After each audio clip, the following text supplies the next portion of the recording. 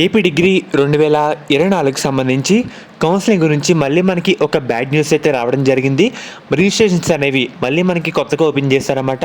And అలాగే web ఆప్షన్లు కానీ, సీట్ అలాట్మెంట్, రిపోర్టింగ్ క్లాసెస్, ఈ డేట్స్ అన్ని ఫార్మ్స్ అనే ఆప్షన్లో, ఇంపార్టెంట్ డేట్స్ అనే ఆప్షన్లో రిమూవ్ చేయడం జరిగింది. ఇలా ఎందుకు చేశారంటే మనకి యాక్చువల్గా నిన్నటి నుంచి వెబ్ ఆప్షన్ స్టార్ట్ అయితే కావాలి. మనకి బీబీఏ, బీసీఏ ఈ కోర్సులకు సంబంధించి ఫీజులు అయితే ఇంకా ఖరారు కాలేదు, కన్ఫర్మ్ అయితే చేయలేదన్నమాట. అది కన్ఫర్మ్ చేసిన తర్వాత మనకి నోటీసులు అనేవి వచ్చిన తర్వాత ఆ నోటీసులు బట్టి ఫీ ఎంత ఉంది ఆ డీటెయిల్స్ మొత్తం ఇన్స్టిట్యూట్ ప్రొఫైల్లో అప్డేట్ అయితే చేయాలి. అప్డేట్ చేసిన తర్వాతే మనకి వెబ్ ఆప్షన్ అయితే రిలీజ్ చేస్తారు. అప్పటి వరకు చేయరు. మనకి మ్యాక్సిమం టెనెటివ్గా మనకి రిజిస్ట్రేషన్స్ అనేవి ఈ మంత్ 29th వరకు టైం ఇచ్చారు కదా, ఆ 29th తర్వాత ఎక్స్పెక్ట్ అయితే చేయొచ్చు వెబ్ ఆప్షన్స్ అనేవి. చూస్తున్నారు కదా, మనకి నోట్ అనే ఆప్షన్లో రిజిస్ట్రేషన్స్ హ్యావ్ బీ ఓపెన్ అని చెప్పారు.